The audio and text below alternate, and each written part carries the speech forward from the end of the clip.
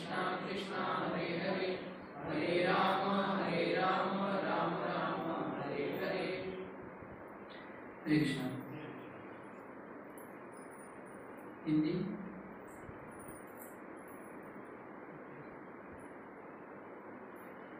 तर या आजच्या रविवारच्या कार्यक्रमामध्ये सगळ्यांचं स्वागत आहे। आजचा जो आपला विषय आहे तो म्हणजे आविर्भाव, राधाकुंड श्यामकुंड त्यांचा आविर्भाव आहे। हिंदी ना? हिंदी। तो ये जो दिन है राधाकुंड और श्यामकुंड का आविर्भाव का आज का दिन है, उसमें बहुलाष्टमी भी का आविर्भाव है। बहुलाष्टमी उसका ग्लोरी सुनाई देता है हमें। तो ये जो बहुलाष्टमी है और ये राधाकुंड, ऐसा बोला भक्ति रसामृत स्वामी महाराज प्रवचन दे रहे थे, उसमें उन्होंने राधाकुंड अष्टमी बोला है। मीन्स जन्माष्टमी, राधाष्टमी, बहुलाष्टमी और अभी क्या हो गया राधाकुंड अष्टमी। ये क्यों बोला गया है? क्योंकि ये जो 5000 साल पहले राधाकुंड श्यामकुंड का आविर्भाव हुआ था, वो चैत्र महीने में, इस अप्रैल में महीने में। बाद में जो कालांतर में जो चैतन्य महाप्रभु 500 इयर्स बैक अभी आए थे, तभी उन्होंने क्या किया, फिर से राधाकुंड को खोज निकाला। मीन्स राधाकुंड लुप्त हो गए थे, पता नहीं चल रहा था कि किधर है, एग्जैक्ट कौन सी जगह है। तो फिर से क्या हुआ कि जहाँ चैतन्य महाप्रभु आए, उन्होंने खोज कर दी कि कहाँ ये राधाकुंड श्यामकुंड है। किसी को पता नहीं था, गोवर्धन के पास है, मगर किसको भी मालूम नहीं था कि ये राधाकुंड और श्यामकुंड की कौन सी जगह पे एग्जैक्ट जगह है। क्योंकि पूरा कवर हो गया था कि खेत में ही हो गया था, वो खेत जैसे ही हो गया था। किसी ने तो उसका खेत का मालिक था बाद में कोई, तो ये पता नहीं चलता किधर थे। तो ऐसा जगह बोला जाता है कि ये जो बहुलाष्टमी और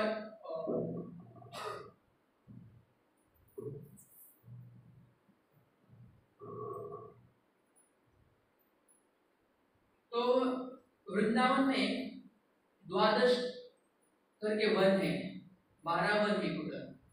तो जो यमुना के पश्चिम दिशा है, उधर 7 वन है, और जो पूर्व की तरफ यमुना के पूर्व तरफ 5 वन है। उसमें जो 7 वन है पश्चिम की तरफ, उसमें बहुला वन करके है। क्या है? बहुला वन। और वो बहुला वन किधर आता है? जहाँ राधाकुंड और श्यामकुंड जहाँ है अभी जो ना, वहाँ उसको बोला जाता है जो ये बहुला ये है, बहुला वन है। इसलिए बहुला वन में दोनों आते हैं, राधाकुंड और श्यामकुंड। तो भक्ति रसामृत स्वामी महाराज बोल रहे थे कि जो राधाकुंड है, तो अभी नाम पड़ गया, उसके पहले ही ये एक पुराण में कथा आती है, ये बहुला वन की आती है। बहुलाष्टमी कैसे किया जो सेलिब्रेट कर रहे हैं, उसके बारे में बताया गया कि एक दिन ऐसा हो गया कि एक सिंह, ये बहुला वन है, उसमें एक गाय, उसका नाम था क्या? बहुला। गाय का नाम क्या था? बहुला था। तो चरने के लिए, खाने के घास खाने के लिए वो बहुत दूर तक जंगल में जाती है, और वहाँ एक बाघ आता है, और वो क्या करता है, अभी खाने के इसमें जो गाय आई हुई है बहुला, उसको वो सोचता है कि अभी अच्छा खाना मुझे मिल रहा है, अभी मैं खाऊंगा। वो सोच में रहती है कि अभी मैं क्या करूंगा, अभी ये अच्छा मुझे खाना मिल गया है, जो गाय बहुला है वो मैं अभी अच्छे से उसको खाऊंगा, ये सोच रहा था।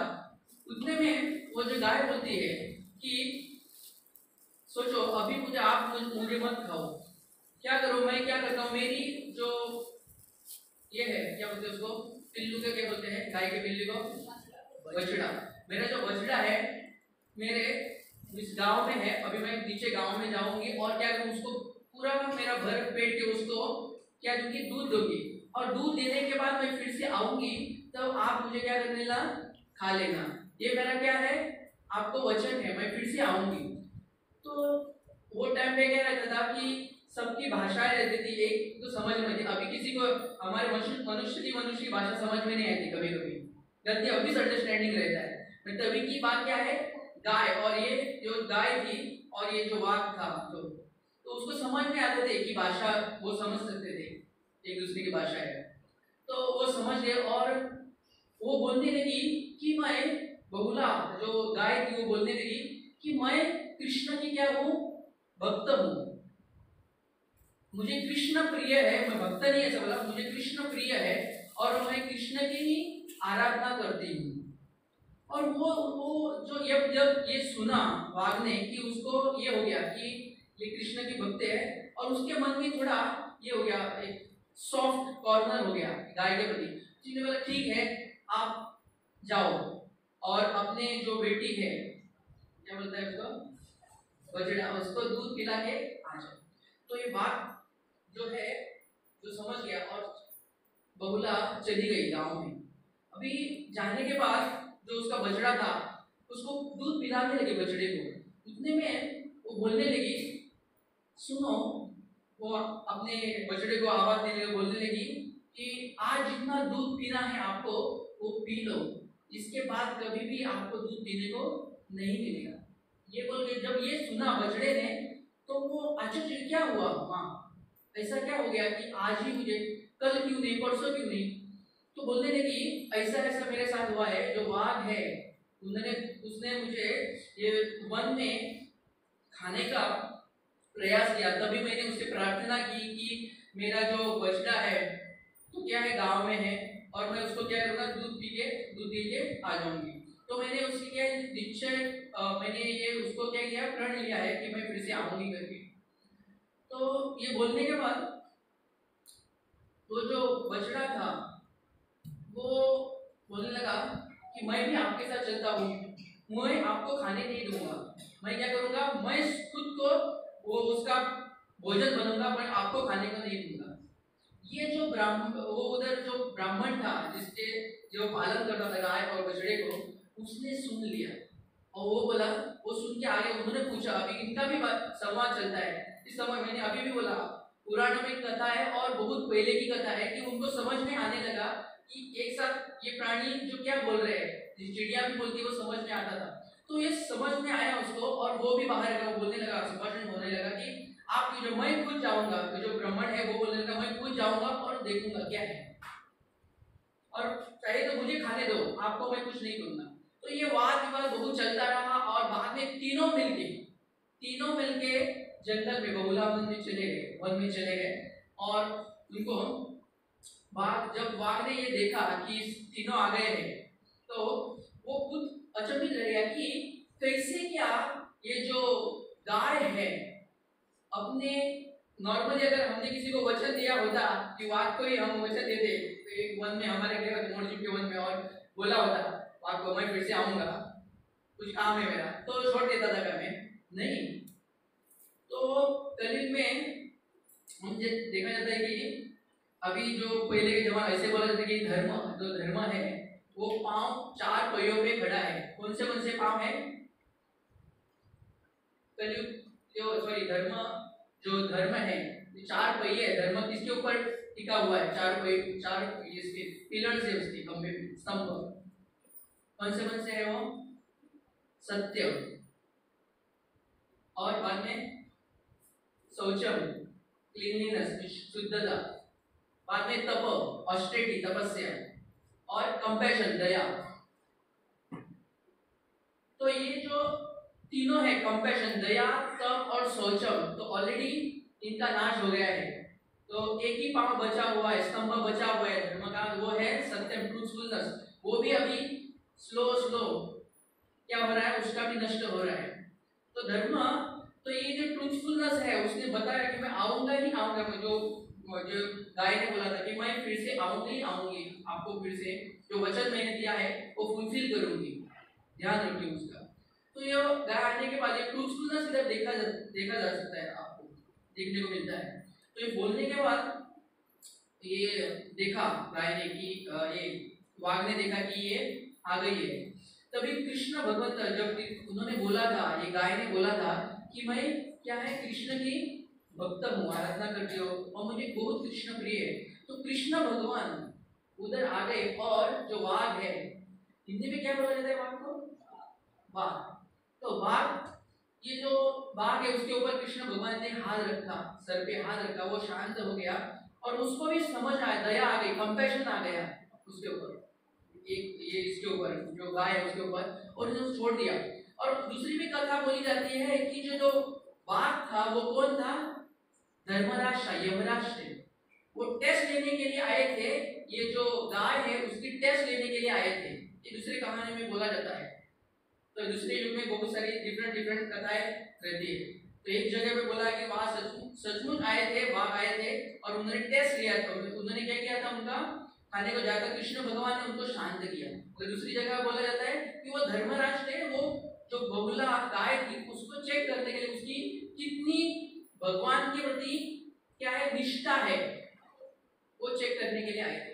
तो ये दोनों कथा, और ये जो वन है बहुला वन, उसको ऐसा बोला जाता है कि राधा रानी है, उसकी एक सखी है, उसका भी नाम क्या था? सखी। तो बहुला था, वो भी ये बहुला वन में रहा करती थी। तो बहुला वन के बहुत सारे ये है, मगर जो मेन है बहुलाष्टमी जो गाय के ऊपर है, बहुत सारे ऐसा देखा, जैसे इस्कॉन में आज के दिन बहुलाष्टमी ये करते, सेलिब्रेट करते हैं, और राधा कुंड श्याम कुंड का भी सेलिब्रेट करते हैं। तो हम एक विस्तार, अभी इतनी चर्चा हमने की है, तो विस्तार से हम एक चर्चा है वो हम स्टार्टिंग से एंड तक अभी जाएंगे। तो ये थोड़ा जो आपको पिक्चर मैंने दिया है आपको, तो उसके बाद ये जो बहुला वन थी, वो जो बहुला वन है उसमें संकर्षण कुंड था, संकर्षण कुंड, उसके नजदीक मानसरोवर। तो ये संकर्षण कुंड मानसरोवर उधर आई थी, एग्जैक्टली जो गाय थी वो उधर आई थी पानी पीने के लिए। तो उधर से ही ये बाघ जो है, बाघ है, उन्होंने उसको खाने का प्रयास किया था। तो ये था महीना, जो पूरी कथा थी वो महीना था, कार्तिक महीना था, यही महीना था, और कृष्ण पक्ष, और कृष्ण पक्ष में अष्टमी तिथि थी, इसलिए इसको भी इसके लिए बोला जाता है कि बहुलाष्टमी। तो ये जो बहुलाष्टमी बहुत सारे कथा में बोला जाता है कि राधा कुंड अष्टमी बोला जाता है, क्योंकि इसी टाइम पे चैतन्य महाप्रभु ने उसकी खोज निकल, जो लुप्त हो गए थे, राधा कुंड वृंदावन 5000 साल पहले बना, जो उनका प्रकट स्थान था वो लुप्त हो गया था, इसलिए उसको भी बोला जाता है कि बहुत सारे भक्त बोलते हैं कथा में कि राधा कुंड और श्याम कुंड का आविर्भाव किस दिन हुआ था। मगर वो स्टोरी किसके लिए है? बहुलाष्टमी, जो गाय ने, गाय को खाने जा रहा था बाघ, ये तो कृष्ण भगवान ने उसको क्या किया, शांत किया, और उस ये गाय के प्रति जो गाय दृढ़ता से, जो ट्रूथफुलनेस है, सत्य बोला उसने और अपना वचन निभाया, उसके ऊपर इसके लिए बहुलाष्टमी बोला गया है। और भी है इसका रीजन, अष्टमी क्यों है, क्योंकि चैतन्य महाप्रभु ने ये अष्टमी के ही दिन जो कुंड जो खो गए थे कालांतर में, उन्होंने खोज निकाले इसी दिन। इसके लिए हम देख सकते कि 12 बजे, आज के 12 बजे, आज का दिन है वो, तो 12 बजे क्या करेंगे, सब लोग राधा कुंड के नजदीक जो कोई भी है तो क्या करेंगे, आज 12 बजे तक सोएंगे नहीं, और उसमें 12 बजे क्या करेंगे, स्नान करेंगे, अष्टमी आज के दिन। तो ये अष्टमी इसलिए सेलिब्रेट किया जाता है। तो उपदेशामृत में बोला गया हुआ है कि जो ये राधा कुंड के बारे में विस्तार से चर्चा की हुई है। तो ये जो राधा कुंड है और श्याम कुंड के बारे में ऐसी कथा बोली जाती है कि, और ये इधर भी है, श्रीमद् भागवतम के 10वें स्कंद में लिखी हुई है। तो एक दिन ये जो कंस, आपको मालूम रहेगा कंस क्या करता था, खिलौने बेचता रहता था। इस खिलौने में क्या है, राक्षस को बेचता था कि कृष्ण को मार दो करके। तो एक अरिष्टासुर करके है। कृष्ण भगवान राधा रानी को शाम के वक्त मिलने को जा रहे थे, तभी ये जो अरिष्टासुर है कंस ने भेजा था और वो कृष्ण को मार दो करके भेजा था। तो वो अरिष्टासुर भगवान को मारने को शाम के वक्त आया था। तो ऐसा ये अरिष्टासुर जब आ रहा था, कृष्ण भगवान ने उसने जब आया था ऐसे इस तरह आया था कि पूरे इतना आवाज हो रहा था कि उसने अपने जैसे अगर अपने बैल को देखा है तो बैल क्या करता है, जोर से दहाड़ता है, जैसे बाघ दहाड़ता है, इसको बहारता बोलते हैं, मगर आवाज करता है, बैल का आवाज करता है जोर से। तो ये जो अरिष्टासुर था उसने आवाज दिया और जहां वो दौड़ने लगा कृष्ण के ऊपर, जब कृष्ण ने देखा उसको तो कृष्ण ने क्या किया कि सब कृष्ण समझ गए कि ये जो अरिष्टासुर है मेरे को मारने के खोज में आया और मेरे को मार, क्योंकि उसको मालूम था कि कंस ने बहुत इसके पहले भी बहुत सारे राक्षसों को, इस डीमन को राक्षस को भेजा है मेरे को मारने के लिए। लेकिन इसने सोचा और उसने क्या किया कि अपने जो गोप बालक थे उसके कंधे पे अपना हाथ रखा, जैसे फ्रेंड को हम हाथ रखते हैं वैसे हाथ रखा और बिंदास रह गए। और ये अरिष्टासुर को और गुस्सा आया, क्योंकि जो ईगो रहता है, अहंकार रहता है, बहुत ये रहता है, वो सोचने लगा मैं इतना ऊंचा हूँ, क्योंकि उसकी जो हॉर्न्स थे, क्या बोलते हैं हम हमारे कुकड़ी में, शिंगा, इतने दूर तक जा रहे थे, आकाश को भीड़ रहे थे वो। और उसका जो कुंभ है, कुंभ में जो पीठ पे पीछे रहता है, क्या बनता है हमें, कुंभ कुंभ पीछे रहता है वो, हाँ, वो भी टच हो रहा था आकाश को। तो और इतना दौड़ रहा था कि जमीन को क्या हो रहा था, ये पड़ रहे थे, छाले पड़ रहे थे और होल्स हो रहे थे, कुंड बन रहे थे, कुंड पर पानी नहीं था उसमें, इतना ही। तो इतना जोर से ये कर रहा था कि उसको अभी क्या होने लगा कि कृष्ण की समझ में आया कि ये मुझे मारने वाला है। तभी उन्होंने क्या, कृष्ण भगवान ने अपना जिसको और इसको क्रोधित करने के लिए, अगर उसको और क्रोधित किया तो उसका जो स्थिरता है इसकी अरिष्टासुर की भंग हो जाएगी। तो कृष्ण ने क्या किया, जो अपना जो गोप बालक है उसके ऊपर कंधे के ऊपर अपना हाथ रख दिया और बिंदास रह गए। जब ये अरिष्टासुर उसके नजदीक आ गया, भगवान ने उसको क्या किया, ऐसे दोनों हाथों से उसके जो सिंग है, हॉर्न से उसको पकड़ा और उसको घुमाया और जमीन पे पटक दिया। पटकने के बाद और उसको गुस्सा आया और फिर से उसने सीधा रह गया और दौड़ते हुए कृष्ण के ऊपर फिर से एक बार ये मारने का प्रयास किया कृष्ण को। तभी कृष्ण ने क्या किया, उसके एक हाथ से उसको पकड़ा और उसका जो हॉर्न था, सिंग था, वो उसने तोड़ डाला। और जैसे धोबी जब कपड़ा सुखाते नहीं, उसको कब धोते हैं, गीला कपड़ा रहता है, ऐसे उसके सर पे मारने लगा, उसको मार दिया। तो इसी पर ज्यादा कुछ तकलीफ दी भगवान ने उसको मारने के लिए। तो ये मारने के बाद जब मारते समय उसका जो मूत्र है और मल है वो हो गया, रक्त बहने लगा उसके शरीर से, वो मर गया। तब ये अभी जो आचार्य हमारे बताते और बहुत सारे भक्तगणों की कथा, क्योंकि मैं एक बार ये जो कथा है मैंने कभी ये 10वां कथा पढ़ा नहीं था और किसी की कहानी भी नहीं सुनी थी, तब मैंने ये उदाहरण दिया था, मुझे रवि तिलोजी के घर दिया था दामोदर के टाइम पे। तो उसको बोला मैंने कि ये जो अरिष्टासुर था बैल के रूप में आया था। अभी बैल को हमने अभी भी क्या बोला था, धर्म का प्रतीक है, जो बैल रहता है वो धर्म रहता है।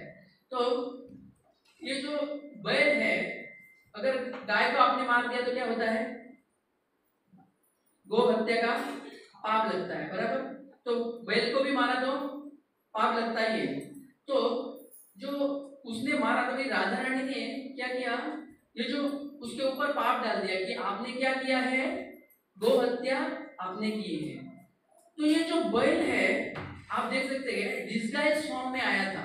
कौन था वो, राक्षस था, कंस ने उसको भेजा था। तो ऐसे इस कलयुग में हम देख सकते हैं कि डिस्गाइज फॉर्म में बहुत सारे जैसे वो आते हैं, किस लिए कि लोगों को ऐसा प्रचार करने, दिखाने के लिए कि क्या हूँ, हम धर्म के ऊपर धर्म पालने वाले हैं, रिलीजियोसिटी, ट्रूथफुलनेस बोलने वाले हैं, कि हम बताते हैं कि हम श्रेष्ठ है और हम क्या करेंगे, धर्म का प्रचार करेंगे। भगवान की प्रचार करने के लिए, मगर किस में रहते वो क्या करते हैं, वो झूठ बोलने, वो कृष्ण का जो अस्तित्व है वो खत्म करने के लिए आते हैं। कथा बताते हैं कृष्ण की, मगर बाद में लास्ट में बोले कृष्ण कोई है ही नहीं, ऐसा कोई नहीं था। दिस गाइस फ्रॉम मी, जैसे ये जो अरिष्टासुर आया था बैल का रूप धारण करने का आया था, मगर बैल कभी कृष्ण को मारेंगे क्या? नहीं मारेंगे। तो ये धर्म का प्रतीक है। रिलीजियसिटी मीन्स संस्कृति और जो क्या बोलते हैं उसको धर्म, अपना धर्म क्या है, भागवत धर्म क्या है, कैसे क्या भगवान की पूजा करनी है, वो धर्म का ये रहता है बैल का। जैसे 4 मैंने बताए थे स्तंभ, कंपैशन, ऑस्टेरिटी, क्लीनलीनेस, ट्रूथफुलनेस, ये जो 4 पहिए, तब हम जैसे परीक्षित महाराज की कथा में आता है कि ये जो बैल है उसके 4 पहिए मार दिए थे, 3 पहिए जो पांव है वो काट दिए थे। दिस कंपैशन, ऑस्टेरिटी, दया, तप और शौचम के ये कली जो था उस टाइम उसने मार दिया था, जो 3 पहिए थे उसकी। तो ये जो बैल है आया था किस रूप में, जो राक्षस आया था बैल के रूप में आया था। तो ये इसको क्या कर रहा था कि दिखावा कर रहा था कि मैं क्या कर रहा हूं। कभी दिखावा करने के लिए लोग ये जगत में आते हैं नए कि हम क्या कर रहे हैं, धर्म का पालन कर रहे हैं, मगर वो प्रचार किसका करता है, रिलीजियसिटी, धर्म का खंडन करते हैं और कृष्ण को मारने के लिए आते हैं। ये जो बैल आया था कृष्ण के लिए मारने के लिए आया था। तो राधा रानी बोलती है, उधर ही बोलती है कि कृष्ण आपने क्या किया है, मुझे टच मत करो, मुझे स्पर्श मत करो, आपने क्या किया है, बैल को मारा है, तो क्या हो गया, आपके अंदर पाप आ गया है, आप पापी बन गए हो, तो आपको क्या प्रायश्चित करना पड़ेगा।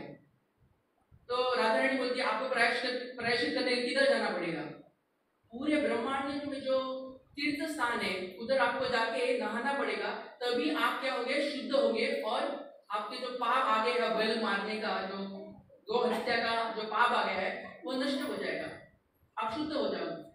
ये राधा ने जब बोला तो कृष्ण बोलने लगे मैं वृंदावन छोड़ के और किधर नहीं जाऊंगा, मुझे वृंदावन छोड़ना नहीं है, और कौन कौन घूमेगा इतना दूर। तो कृष्ण बोलते हैं कि मैं क्या करूंगा, सभी तीर्थों को इधर ही लाऊंगा।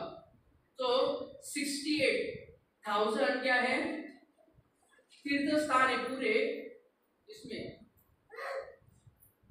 या 68,000 जो तीर्थ स्थान है, जैसे प्रयाग है, प्रयागराज है, बाद में गंगा है, यमुना है, गोदावरी है, ये सब को क्या करते हैं, उधर ही बुलाते, अपने पैरों से क्या करते हैं, जमीन के ऊपर पैर मारते हैं और उसको कुंड बना देते हैं, उसमें सब तीर्थों को उधर बुलाते हैं और क्या करते हैं, जल भरने को बोलते हैं, और जल भरने के बाद क्या करते हैं, उसमें वो स्नान करते हैं भगवान, और बोलते हैं राधा रानी को अभी मैं शुद्ध हो गया, मेरे पाप जो है वो नष्ट हो गया अभी। तभी जब ये राधा रानी सुनती है तो मैंने तो देखा ही नहीं, राधा रानी बोलती है मैंने देखा ही नहीं है, कौन से तीर्थ आ गए थे इधर, मैंने देखा ही नहीं। तो कृष्ण भगवान ने फिर से पूरे जो 68,000 तीर्थ है, जो गंगा, यमुना, प्रयागराज, सबको बुलाते हैं फिर से, और राधा रानी को अपना ये क्या परिचय देते हैं, खुद मैं गंगा हूँ, मैं यमुना हूँ, ऐसे राधा रानी को बोलते हैं। तब ये राधा रानी संतुष्ट हो जाती है, और बाद में कृष्ण तो छोड़ने वाले नहीं थे राधा रानी को, तो वो बोलते हैं क्या, आपने वो जो अरिष्टासुर था, वो बैल के रूप में राक्षस था, उसका आपने साइड लिया, तो आप क्या हो गया, अभी आपके ऊपर पाप आ गया है, तो आप क्या करो, अभी प्रायश्चित करो, आपको भी क्या करना पड़ेगा, सब कुंडों में नहाना पड़ेगा जाके। तब बोलते हैं कृष्ण भगवान, तो बोलते हैं आपको नहाना पड़ेगा, पर राधा रानी बोलती है ठीक है कुछ ना हम करते हैं, उन्होंने तो देखा था कृष्ण भगवान ने सब तीर्थों को बुलाया और दूध बनाया और प्रायश्चित किया। अब बोलते हैं ठीक है, मेरे ऊपर मैंने वो अरिष्टासुर का तो राक्षस का साइड लिया था, अभी मुझे भी प्रायश्चित करना है, तो मैं ठीक है करती हूँ। तो कृष्ण भगवान ने बोले कि आप भी क्या करो, ये तीर्थ मैंने जो सब तीर्थों को इधर बुलाया है, श्याम कुंड है ना कृष्ण कुंड, तो आप क्या करो इसमें नहा लो मेरे कुंड में, तो पूरे जो पाप है वो आपको नष्ट हो जाएगा। राधा रानी बोलने लगी नहीं मैं ऐसा नहीं कर सकती, क्योंकि आपके इसमें पूरे जो पाप है आपके कुंड में चले गए हुए, अगर मैं नहाऊंगी तो पूरा जो पाप है मेरे अंदर आ जाएगा, ऐसे राधा रानी बोलने लगी। तभी कृष्ण बोला ठीक है आप जो करना चाहते हो वो करो, आप सुनने वाले ही नहीं हो, आप जैसे चाहिए आप वैसा करो। तभी ये जो राधा रानी क्या करती है, जहाँ अरिष्टासुर ने पांव मारा था तो छोटा सा कुंड बना था, तभी उन्होंने अपना जो कंगन रहते हैं कंगन को तोड़ दिया और कुरेदने लगे। बहुत सारी गोपियां थी उसके साथ, राधा रानी के साथ, तो उन्होंने जो कंगन है उसका लिया और खोदने लगे और बहुत सारा बड़ा खड्डा खोद लिया उन्होंने।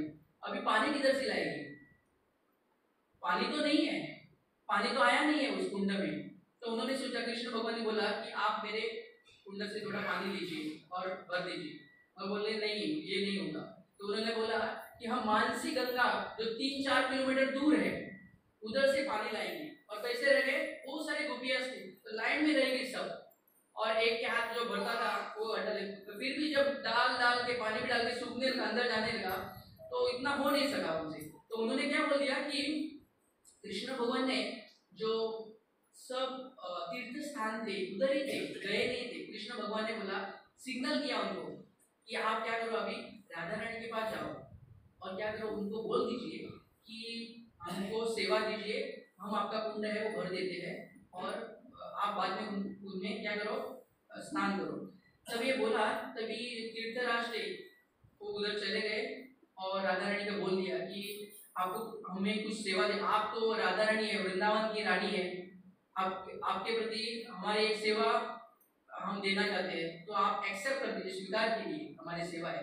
तभी राधा रानी ठीक है बोला, आ जाइए आप। तभी ये जो कुंड है सब डायरेक्टली कृष्ण के कुंड, राधा कृष्ण के कुंड में नहीं गए। कृष्ण का जो कुंड था वो और फ्लडेड हो गया। थोड़े जगह बोला जाता है कि कृष्ण का बीच में जो रास्ता है, बीच में मर्ज बोलते हैं उसको, क्या एग्जैक्टली वर्ड क्या है, संगम, राधा रानी और श्याम कुंड राधा कुंड का संगम है, वो बांध था वो टूट गया और पानी उधर से बहने। आज भी आप अगर जाओगे बहुला वन में, राधा कुंड अभी बोला जाता है वो जगह को, तो उधर जाओगे तो आपको पता चलेगा कि राधा कुंड श्याम कुंड एक दूसरे नजदीक है और उसका जो बांध टूट के क्या हो गया है, पानी राधा कुंड श्याम कुंड का पानी राधा कुंड में चला गया हुआ है और दोनों कुंड का पानी एक दूसरे के में मिक्स हो जाता है। तो ये था राधा कुंड और श्याम कुंड का आविर्भाव, प्राकट्य दिन था। तो ये प्राकट्य दिन होने के बाद में बहुत सारे दिनों के बीच, सालों के बाद ये जो कुंड था लुप्त होने लगा। उसके बाद जब पांडव कृष्ण चले गए तब पांडवों ने भी सोचा कि हमें अभी रह के कोई फायदा नहीं है, हमें भी क्या करना है, तीर्थ स्थलों पे जाना है, और हिमालय की ओर चलने लगे। तभी उन्होंने सोचा कि अभी हम जा रहे हैं, कृष्ण ने तो अपने भगवत धाम चले गए, अपने धाम में चले गए, हम अभी क्या करेंगे इधर, तो वो चले गए। तो उसको उनका जो राज्य था हस्तिनापुर, तो किसको तो जो गद्दी है उसको किसी को देना पड़ेगा, नहीं तो क्या होगा, प्रजा का और ब्राह्मण का रक्षण कौन करेगा। तो उन्होंने क्या किया, हस्तिनापुर को किसके हाथ में दे दिया, किसके हाथ में दे दिया, परीक्षित महाराज के हाथ में दे दिया और वो चले गए। और कृष्ण अभी नहीं थे तो मथुरा कौन संभालेगा, तो वर्षनाभ करके थे, कृष्ण के वंश में आते हैं वर्षनाभ, तो उनके हाथ में वो सौंप दिया। तो उसके वर्षनाभ थे, उन्होंने बहुत साल क्या किया, ये जो कुंड और जो वृंदावन की जो तीर्थ स्थलियां है उनको अच्छी तरह से देखभाल करते थे, अच्छी तरह से देखभाल किया उन्होंने। मगर उनके बाद अभी क्या हुआ कि कोई ठीक से वो रख नहीं पाया कि राधा कुंड श्याम कुंड जो मंदिर थे उनकी कोई देखने करने का कोई नहीं, राजा नहीं था, अच्छे तरह से नहीं हो रहा था, तो लुप्त हो गए ये कुंड, जो कुंड है और बहुत सारे मंदिर से वृंदावन के 5000 साल पहले वैष्णव के बाद कोई भी संभाल नहीं पाया, बाद में लुप्त हो गए। और जब चैतन्य महाप्रभु 500 साल पहले आए तभी वो क्या किया उन्होंने यात्रा निकाली वृंदावन से, उन्होंने कुसुम सरोवर से विश्राम घाट से अपनी परिक्रमा निकाली और करते करते कुसुम सरोवर के नजदीक आ गए। बाद में गोवर्धन परिक्रमा करने लगे, कभी कुसुम सरोवर पे पास आ गए और वो वहां पहुंच गए, अरिष्ट ग्राम में पहुंच गए। अभी ये अरिष्ट ग्राम क्या है? अरिष्टासुर को मारा था। ये जो बहुला वन है, जो राधा कुंड उसमें आता है, बहुला वन में, उसको क्या बोला जाता था उधर? अरिष्ट। अरिष्टासुर को मारा था, इसलिए क्या था नाम वो जगह का? अरिष्टा ग्राम था। तो वहां सची में वो घटना हुई थी, जो अरिष्टासुर को मारा था, वो जगह थी। तो उधर पहुंच गए और चैतन्य महाप्रभु ने बोलने लगे, सबको पूछने लगे कि चैतन्य महाप्रभु का आने का प्रयोजन क्या था वृंदावन में, ये गोवर्धन पर्वत के नजदीक, कि वो देखना चाहते थे कि ये जो राधा कुंड और श्याम कुंड है वो कहाँ है, मुझे उसमें क्या स्नान करना है, उधर जाके मुझे भजन करना है। स्वयं कृष्ण और राधा कृष्ण है चैतन्य महाप्रभु। तो वो विरह में थे कि राधा कुंड श्याम कुंड है किधर, और उसको पता नहीं चल रहा था किधर है। तो उन्होंने जो गांव के लोग थे उनको पूछा कि ये राधा कुंड और श्याम कुंड किधर है। तो किसी को भी मालूम नहीं था, मगर जो थोड़े लोग थे उन्होंने बोलने लगे कि इधर एक जगह है, उसको बोला जाता है काली खेत और गौरी खेत। काली खेत और गौरी खेत बोला जाता है इन जगहों को। ऐसी जो जगह है जहाँ खेत है थोड़ा, और उसके खेत में क्या है, थोड़ी जगह पे कुंड है थोड़ा, और उसमें थोड़ा सा पानी है। तो ऐसा बोला जाता है कि चैतन्य महाप्रभु ने जब ये सुना कि इधर कुछ तो ऐसा है नाम कि काली खेत, काली खेत किसका है?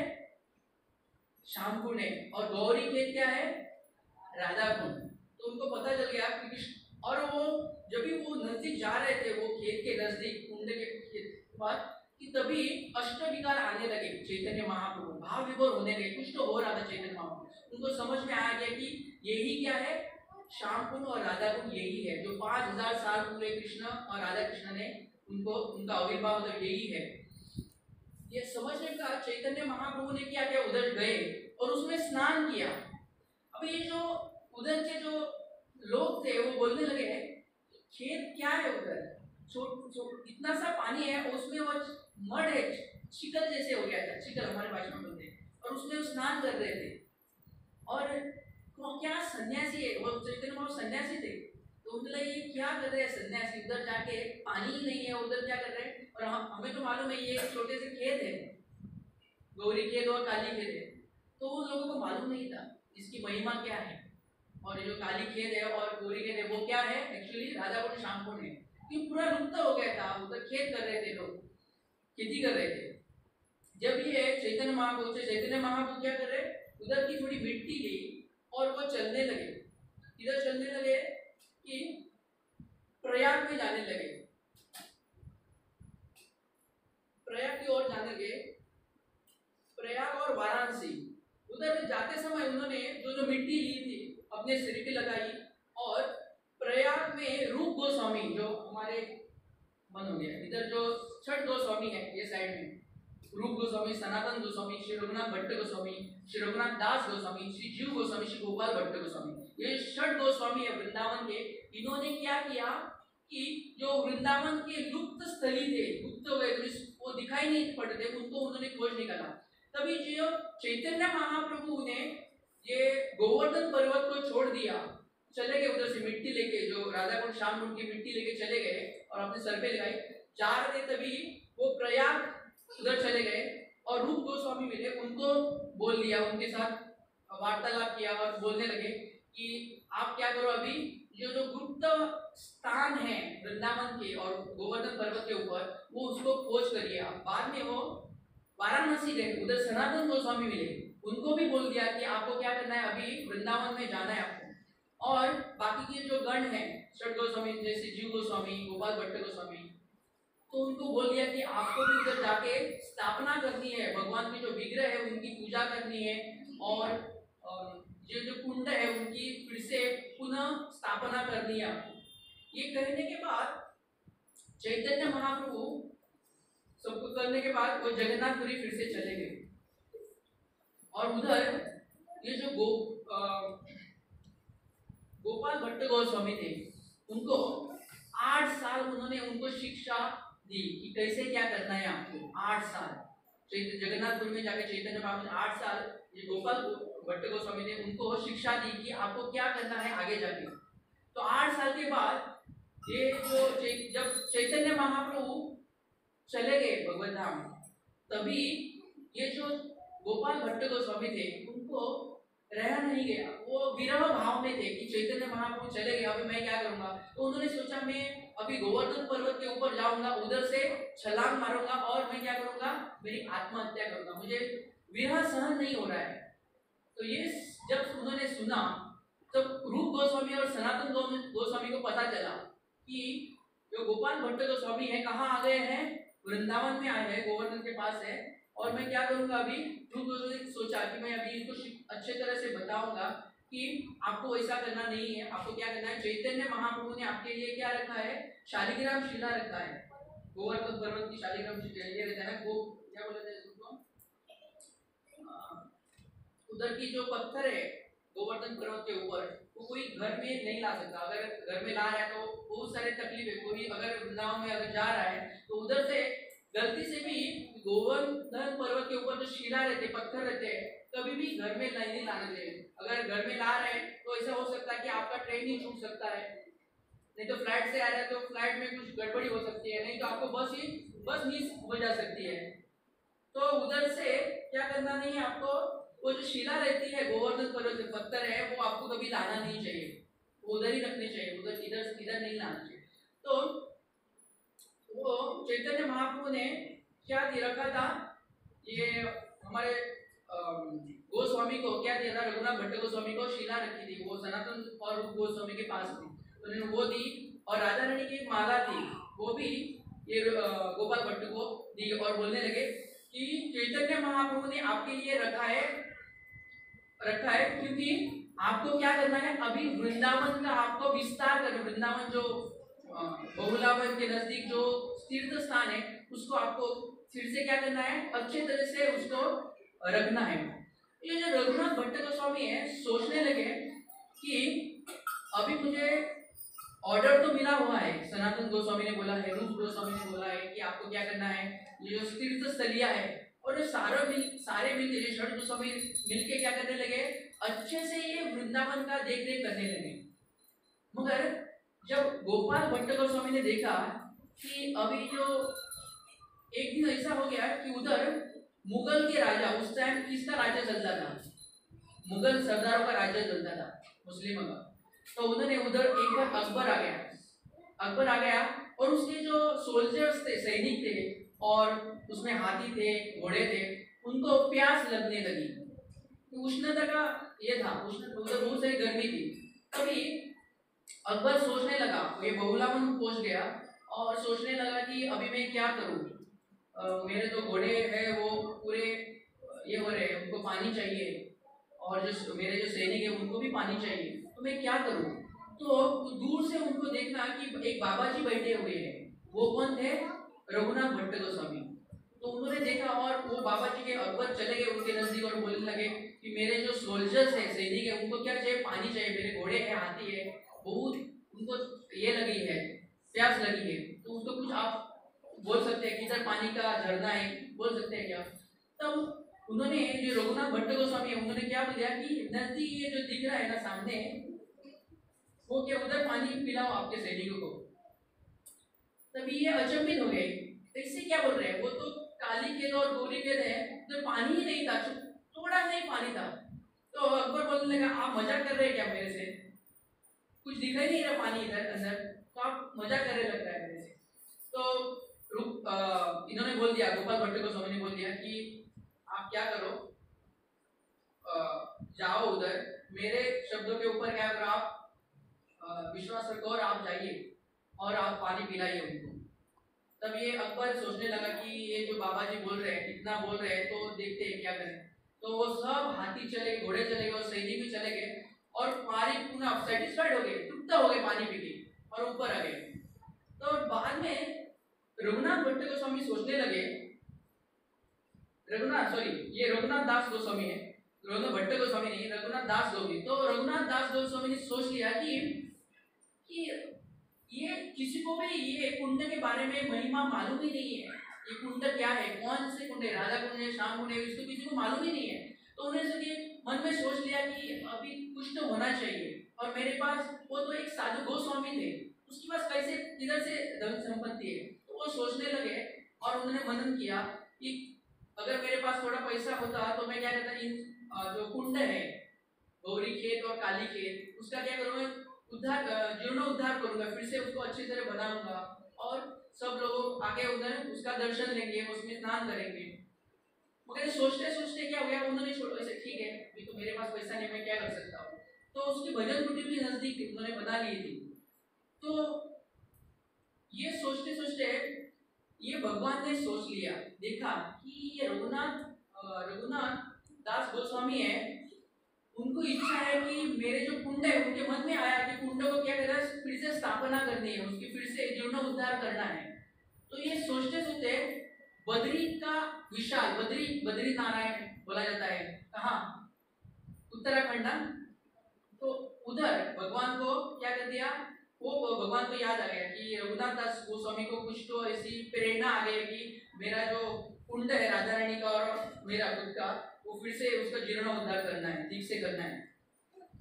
तो ये जो रघुनाथ दास गोस्वामी है, उन्होंने उधर कुटिया पहले बनाई नहीं थी। तो एक दिन ऐसा हुआ कि वो जब उधर राधा कुंड के ऊपर ही क्या कर रहे थे, भजन कर रहे थे, तभी उधर एक बाघ आ गया भजन करते समय और उसको खाने वाला था। तभी कृष्ण भगवंत आ गए और उन्होंने वो बाघ को भगाया। और एक बार ये रघुनाथ दास गोस्वामी भजन अपना कर रहे थे, भगवान के ऊपर ध्यान कर रहे थे, तभी इतनी गर्मी थी कि उधर खुद राधा रानी आके क्या करने लगी, अपना दुपट्टा है वो उसके ऊपर रखने लगी क्योंकि उसको धूप न लगी। तो इतनी तीव्रता से वो भक्ति कर रहे थे भगवान की। तो ये जब सनातन गोस्वामी को पता चला कि खुद भगवान से सेवा ले रहे हैं जो, और राधा रानी से सेवा ले रहे हैं खुद, एक्चुअली सेवा किसकी करनी चाहिए, क्यों आए थे, भगवान की सेवा करने के लिए आए थे, राधा रानी की नहीं तो कृष्ण भगवान की सेवा करने के लिए। मगर ये भी क्या कर रहे हैं, खुद राधा रानी से और कृष्ण भगवान से वो सेवा ले रहे हैं। तभी ये सनातन गोस्वामी को पता चला तो उन्होंने बोल दिया कि आप क्या करो, अभी आप अपनी कुटिया बनाओ और कुटिया में रह के क्या करो, आप अपनी भजन कर लो। तब से रघुनाथ दास गोस्वामी ने क्या किया, अपना भजन कुटीर बनाया अच्छे से और उसमें भजन करने लगे। तो ये जो रघुनाथ दास गोस्वामी है, उसको उन्होंने चिंतन किया था कि मैं क्या करूं, ये जो राधा कुंड है गौरी खेत और काली खेत है उसका जीर्णोद्धार करूं।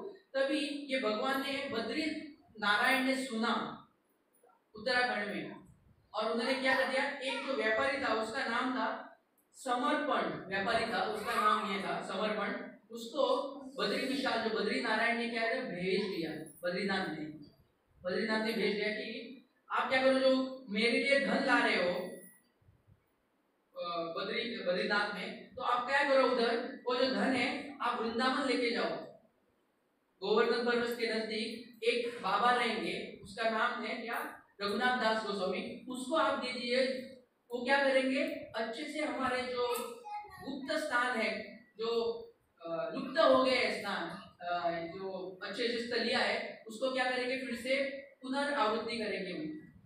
और जब ये समर्पण उधर आ गए व्यापारी, तो रघुनाथ दास गोस्वामी को अपना पूरा जो धन है वो अर्पण किसको करना चाहते थे, बद्रीनाथ को। मगर वो भी बद्रीनाथ ने क्या बोला है, सपने में आके आप इनको दे दो, रघुनाथ दास को वृंदावन में जाकर। तो वो दे रहे थे, तभी ये रघुनाथ दास गोस्वामी क्या बोलने लगे, अभी बोलने लगे मुझे ये सब धन नहीं चाहिए और मुझे कुछ करना नहीं है। जैसे हम देखते हैं अगर कोई गोस्वामी थे, उनको अभिलाषा नहीं थी धन की, वो वैराग्य में रहते। उन्होंने बोल दिया कि मुझे ये धन नहीं चाहिए, आप लेके जाओ, मुझे इसमें पढ़ना नहीं है। जैसे कभी कभी भक्तगण बोला जाए, मुझको मैनेजमेंट में पढ़ना नहीं है, मुझे फाइनेंस डिपार्टमेंट नहीं चाहिए, तो वैराग्य रहते। तभी वैसे ही उन्होंने पराकाष्ठा कर दी रघुनाथ दास गोस्वामी ने, वो बोलने लगे मुझे मैनेजमेंट करना, पैसे संभालने नहीं है। तो देखा जाए तो जो रघुनाथ दास गोस्वामी थे, उनको वो देखने का कोई ये नहीं था, मगर फिर भी उन्होंने क्या किया, जूस गोस्वामी, विश्वट गोस्वामी से पहले, वो इधर आप देख सकते हैं साइड में, वो सेकंड लास्ट में जीव गोस्वामी, तो उन्होंने उनको बुलाया, वृंदावन से बुलाया और बोलने लगे आप थोड़ा मैनेजमेंट पैसे का करो। और दोनों मिलके उन्होंने क्या किया कि ये जो स्थलियां है वृंदावन, राधा कुंड और श्याम कुंड और बाकी के जो जगह है, मंदिर है, उनका फिर से जीर्णोद्धार किया। और जब बनाते समय राधा कुंड को उन्होंने जो खेत थे, अभी खेत थे, उन्होंने खरीद लिए, पैसों से खरीद लिए खेत और अच्छे तरह से अभी कुंड बनाने लगे। कुंड बनाते समय क्या हो गया कि राधा कुंड का पहले बनाया उन्होंने कुंड, अच्छे से बनाया। बाद में जब राधा कुंड का कुंड बनने के बाद श्याम कुंड के हाथ उन्होंने डाल दिया, कंस्ट्रक्शन का काम शुरू करने लगे। तभी 5 पांडव, ऐसा बोला जाता है कि 5 पांडव उधर ही ठहरते हैं, उनके जो पेड़ है उधर ही, जब ये श्याम कुंड है उधर 5 पेड़ रहते थे। और वो स्वप्न में आ गए, इसके रघुनाथ दास गोस्वामी के स्वप्न में आ, उन्होंने बोल दिया कि हम इधर पेड़ के रूप में हैं और आप हमें काटो मत।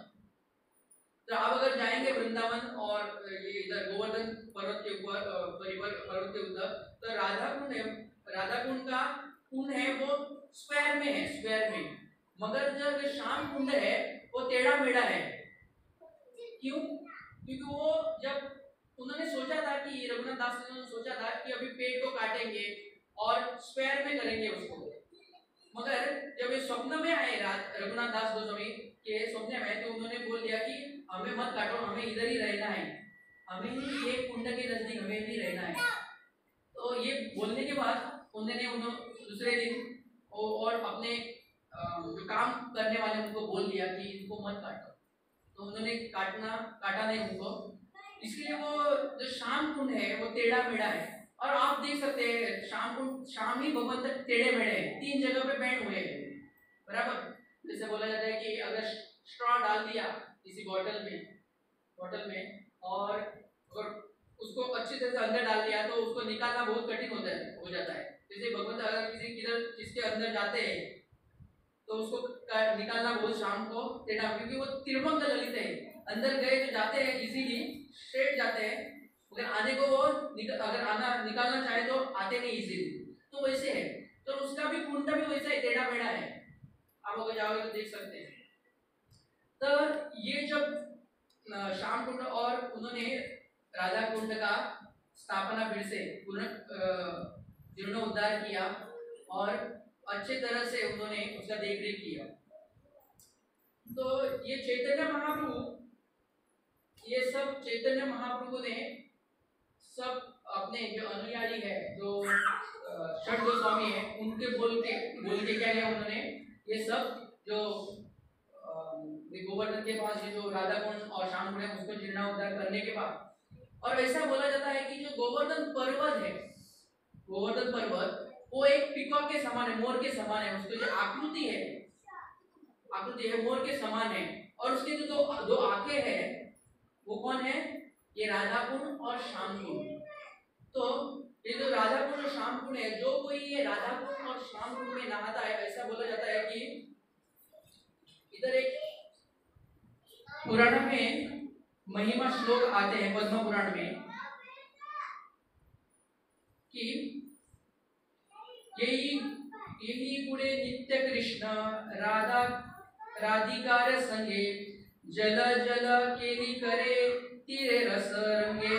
तो इसमें बोला गया कि इसमें स्तुति है, तो यही गुणे नित्य कृष्ण राधा कर संगे जल केली करे तीरे रस संगे। तो इसमें कृष्ण भगवंत ये राधा कुंड में क्या करते हैं, क्रीड़ा करते हैं, राधा कृष्ण क्रीड़ा करते खेलते हैं, और जले केली करे तीरे रस संगे, अपनी खेल खेलते हैं उधर। आगे बताते हैं, से ही कुंड एक बार यही कोरे स्नान तारे राधा सम प्रेम कृष्ण कोरे दान। तो इधर अगर कोई राधा कुंड में अगर किसने स्नान किया तो उसको क्या हो जाता है, कृष्ण प्रेम मिल जाता है।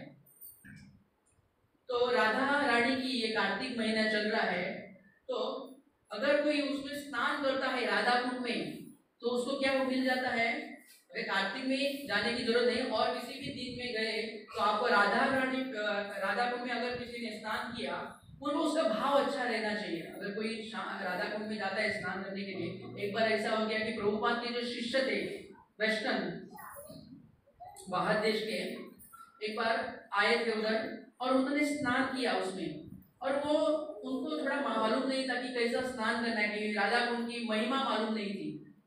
तो उन्होंने क्या किया, उसमें गए और क्रीड़ा करने लगे। जैसे हम जाते हैं कभी कभी हमारे कुंड में नहाने के लिए, तो वैसे कुंड करते हैं, ध्यान नहीं रहता, किधर भी पाँव मारते कुछ भी करते हैं, एक में को क्या करते चिढ़ाते हैं। तो वो भक्त जो आए हुए थे पश्चिमी देश से, उन्होंने क्या किया, ऐसे ही खेलने लगे राधा कुंड में। तब ये प्रभुपाद के कानों पे पड़ गया कि क्या हुआ, जो तुम्हारे शिष्य है क्या कर रहे हैं, उसमें खेल रहे हैं, मजा कर रहे हैं राधा कुंड में। तभी प्रभुपाद ने उनको बोल दिया कि आप क्या करो, अभी इधर से कभी भी आप इसमें डांट दिया उनको, आप अगले कल अगर आप आओगे इधर दर्शन लेने के, कभी भी क्या करना कि राधा कुंड में आपको क्या कर स्नान करना नहीं है। तो क्लियरली बता दिया। तो हमें भी जब हम राधा कुंड और श्याम कुंड में जाते हैं तो उधर का जो छोटा पानी है, क्योंकि मुझे मालूम है कोई भक्त जा रहे हैं, अभी मैंने सुना है दिसंबर में जा रहे हैं, तो उधर का पानी लेके आपको क्या करना है, आपके सर पे डालना है, उसमें पाँव नहीं डालना है, उसका सर पे डालना है, और थोड़ा आप पानी ले सकते हैं, प्राशन कर सकते हैं। तो कभी भी ये राधा कुंड में जब तक आपकी महाराज जो कोई है सीनियर भक्तगण है वो बोलने दे आपको उसमें स्नान करना है, तब तक आपको उसमें स्नान नहीं करना है। और गोवर्धन का जो शिला है पर्वत की, वो भी कभी आपको आपके साथ लानी नहीं है। और हाँ, तो कहाँ पहुंचे थे हम, कहाँ पहुंचे थे, that is understood. Before that it is somewhere.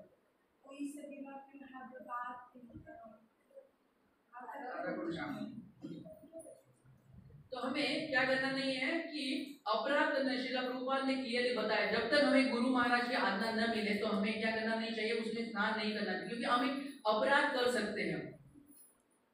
क्योंकि उसमें भावना अच्छी होनी चाहिए कि अगर हम शुद्ध होना चाहिए। जैसे इधर बोला गया हुआ है, इधर उपदेशामृत नेक्टर ऑफ इंस्ट्रक्शन जो बुक है उसमें क्लियरली बोला गया हुआ है कि कैसे हमें ये जो राधा कुंड है और श्याम कुंड में अगर उतरना है, हमें स्नान करना है, पूरे क्लियरली बताए। 9वां श्लोक है, 10वां और 11वां श्लोक है उपदेशामृत में कि हमें कैसे उसमें स्नान करना है राधा कुंड में। तो हम लेंगे अगर टाइम हमें परमिट कर रहा है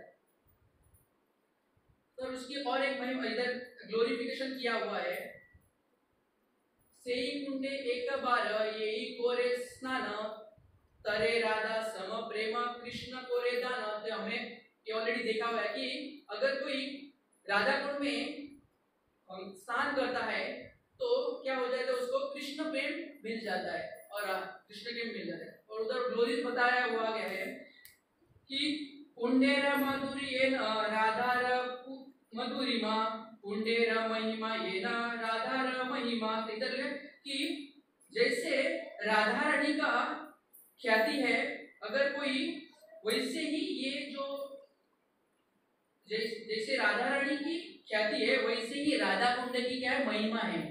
तो हमें राधा कुंड को इजीली लेना नहीं है, सीरियसली लेना पड़ेगा हमें राधा कुंड को। ऐसे ही करके हम राधा रानी के, अगर राधा रानी के कुंड में गए और उधर कुछ अपराध कर दिए तो भारी पड़ने के चांसेस है। तो हमें पूरा ध्यान रखना पड़े जो कोई वृंदावन में जाते हैं गोवर्धन पर। और गोवर्धन के ऊपर चढ़ना भी नहीं, चैतन्य महाप्रभु बोलते हैं कि हमें गोवर्धन पर्वत के ऊपर चढ़ना भी नहीं चाहिए। जो गौड़िया है वो कभी भी, ये बेसिकली मुझे इस्कॉन के बारे में माना है, तो हमें कभी भी गोवर्धन पर्वत के ऊपर, उधर के जो लोकल लोग हैं और जो विजिटर्स आते हैं, इसलिए हमें भक्तों के साथ जाना चाहिए वृंदावन में, कि हमें पता चल सके कि क्या लिमिटेशन है हमारे और क्या अनलिमिटेशन है हमारे। कोई लिमिट नहीं है। वो कब पता चलता है, जब हम भक्तों के संग में जाते हैं तभी पता चलता है। कि चैतन्य महाप्रभु क्लियरली बोला हुआ है कि हमें गोवर्धन पर्वत के ऊपर अपना पांव नहीं रखना है, अपराध हो जाता है। इसलिए हमें टूरिस्ट बन के उधर नहीं जाना है। कहाँ, वृंदावन में, नहीं तो गोवर्धन पर्वत के ऊपर, नहीं तो द्वारका में, कभी भी हमें टूरिस्ट बनना नहीं है। टूरिस्ट बन के चले गए तो हमें मालूम नहीं रहे कि क्या ख्याति है वो जगह की, क्या महिमा है, वो पता नहीं होगी। तो हमें क्या करना है, भक्तों के संग में जाना है। और इधर बोला जाता है कि प्रेमाविष्ट हन तीरे नित्य करे कुंड लीला सनरिया। तो इधर गौर हरि चैतन्य महाप्रभु क्या करते हैं, राधा कुंड और शाम के तट पर क्या करते हैं, नित्य लीला करते हैं, डांस करते हैं। और एक पद्म पुराण में से एक श्लोक है, इधर बोला गया कि तथा राधा प्रिया विष्णु तस्यं कुंडम प्रियम तथा सर्व गोपेश सर्वे का विष्णु अत्यंत वल्लभ। तो इसमें बोला गया है कि जैसे भगवंत विष्णु, आता इधर विष्णु बोला गया हुआ है, यथा राधा प्रिया विष्णु। तो मैं भक्ति रसामी स्वामी महाराज का लेक्चर सुन रहा था, तो उन्होंने बोला गया कि विष्णु कौन है, आदि विष्णु है। आदि विष्णु कौन है, कृष्ण से बलराम आते हैं, बलराम से शंकरषण आते हैं, प्रद्युम्न अनिरुद्ध, उनसे बाद में महाविष्णु, बाद में गर्भदक्षाय विष्णु, शिरोदक्षाय विष्णु। ये वर्णन फर्स्ट चैप्टर में आता है श्रीमद् भागवतम के स्कंद में, पहले फर्स्ट आता ही है। तो ये आदि विष्णु है, कृष्ण है। तो इधर इसलिए बोला यथा राधा प्रिया कृष्ण। अगर विष्णु होता तो इधर लक्ष्मी होती थी, यथा लक्ष्मी बोला गया नहीं है। क्या बोला गया है, यथा राधा प्रिया विष्णु तस्यं कुंड प्रियम तथा सर्व गोपेश सर्वे का विष्णु अत्यंत वल्लभ। जैसे कृष्ण को राधा रानी प्रिय है, वैसे ही क्या कृष्ण को राधा रानी का जो कुंड है वो क्या है, सर्वोपरि है, प्रिय है। और सर्व गोपियों में राधा रानी क्या है, सर्वश्रेष्ठ है। सर्व गोपेश सर्वे का विष्णु अत्यंत वल्लभ। कृष्ण को क्या है, सर्व गोपियों में ये जो राधा रानी है वो प्रिय है, वो बोला गया है। इसलिए है जो ये कार्तिक का महीना है, इसलिए कृष्ण भगवान को ये जो महीना है वो सर्वाधिक प्रिय है।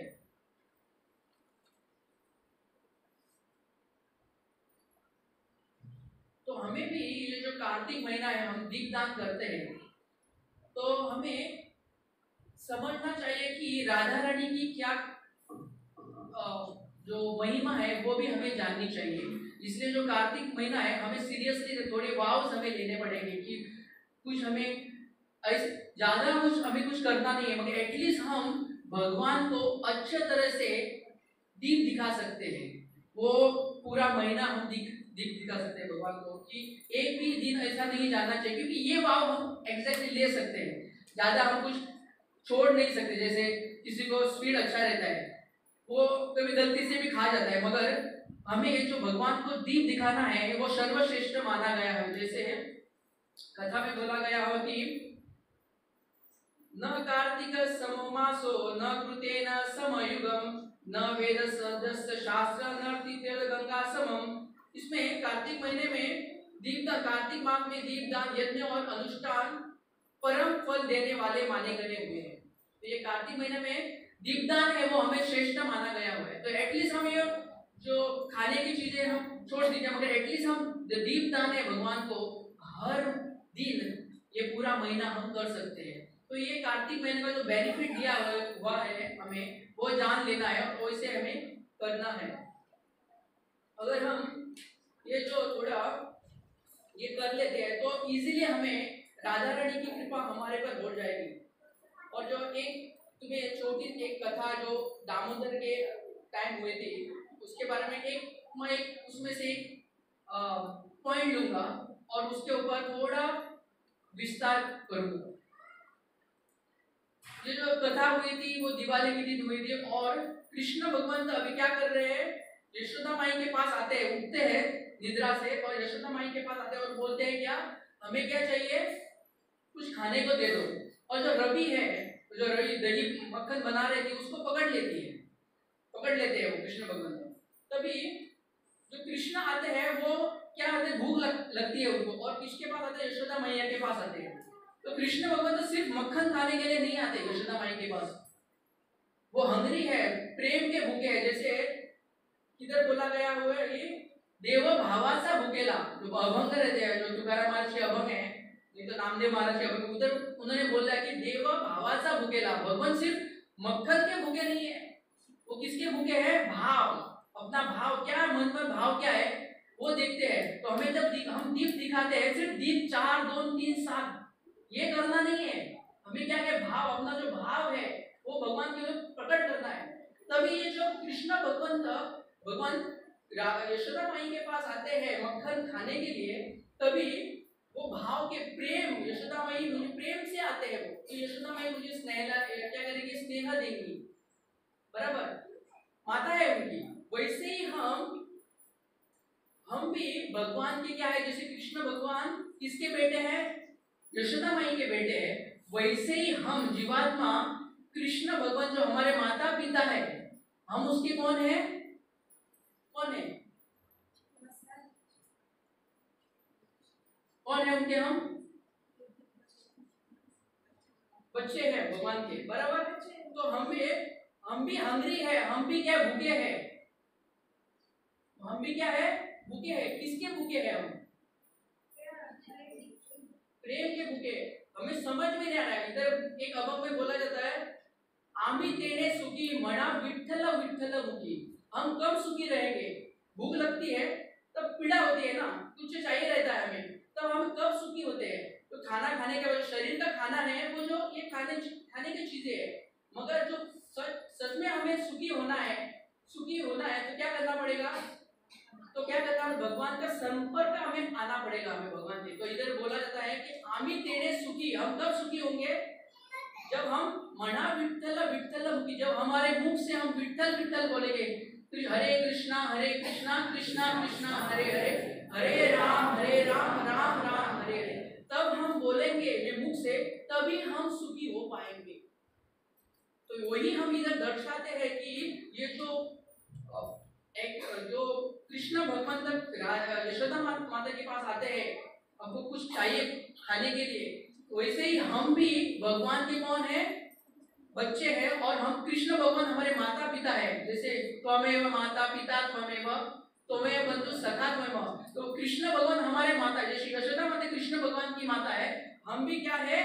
कृष्ण भगवान के बच्चे हैं। और हमें भी क्या करना चाहिए? कृष्ण भगवान के पास हमें भूख लग रही है तो हमें उसके पास ही जाना चाहिए, और वो भी हमें देते ही है, खाना देते ही है हमें। वो ये जगत का खाना तो हमें शरीर के लिए देंगे वो, और साथ में क्या देंगे? उनके पास प्रेम है जो शाश्वत में हमें सुखी कर सकता है। गोड तुझे रूप गोड तुझे नाम, जो हम भगवान का नाम लेते हैं, देही मतलब प्रेम सर्व काल।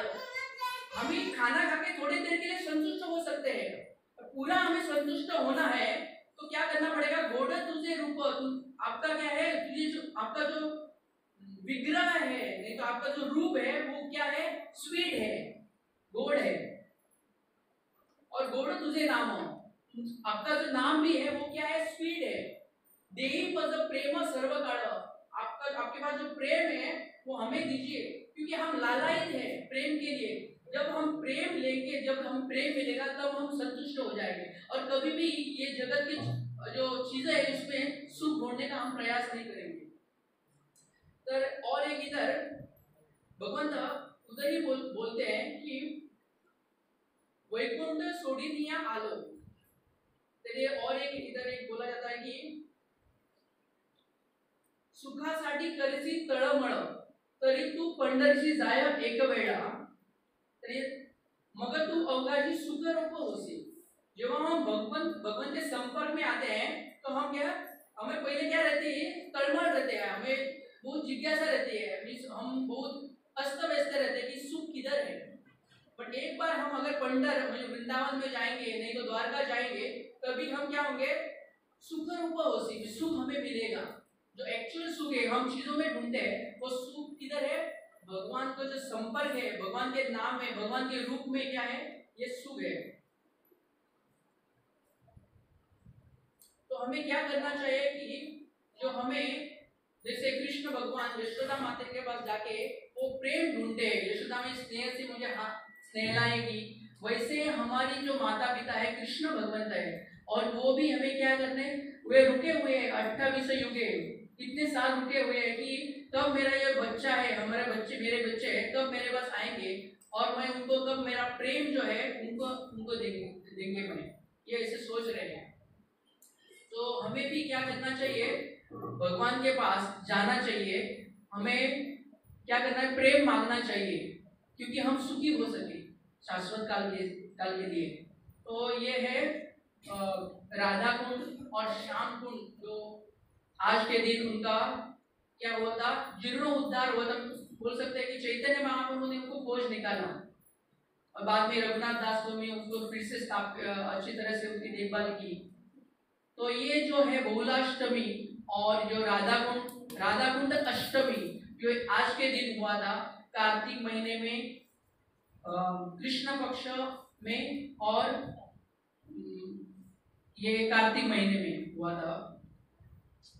तो ये हमें क्या करना है आज के दिन, ये जो राधा कुंड और श्याम कुंड उसकी महिमा हमें समझनी चाहिए। और जब हम कभी वृंदावन में और गोवर्धन पर्वत के ऊपर जाते हैं, तब ये सब हमें ध्यान रखना चाहिए कि न कि हमें ज्यादा उछल कूद नहीं करना चाहिए, क्योंकि जो वृंदावन है वो सीरियस धाम है। बाकी के धामों में अगर हम जगन्नाथपुरी जाएंगे, नहीं तो मायापुर जाएंगे, उतनी तपस्या ज्यादा नहीं है उधर। मगर हम इधर जाएंगे तो हमें क्या करना पड़ेगा, थोड़ा तप करना पड़ेगा, तप करना पड़ेगा, थोड़ा कष्ट सहना पड़ेगा उधर जाके। तो ये जो आज के दिन है बहुलाष्टमी और राधा कुंड अष्टमी, यदि हमें ये ध्यान रखना पड़ेगा। और जो उसकी महिमा है उसको कार्तिक महीने में, और राधा रानी भी ये कार्तिक महीने से अधिष्ठात्री देवता है, तो हमें देखना है कि भगवान राधा रानी की सेवा में क्या करना है, भगवान के लिए कुछ भी हमें एक दीप है वो अच्छे तरह से अर्पण करना है। और राधा रानी जाके भगवान को क्या करेगी कि ये बच्चे ने आपको आज दीप दिखाया, क्योंकि माँ है वो स्नेह करती है आप सबको, तो वो जाके अच्छे तरह से क्या करेंगी, भगवान को, दामोदर भगवान को आपके बारे में अच्छे से बताओ। और भगवान आप जो प्रेम है उनके साथ, एक्चुअल जो सुख है वो हमें प्रदान करेंगे। हरे कृष्ण।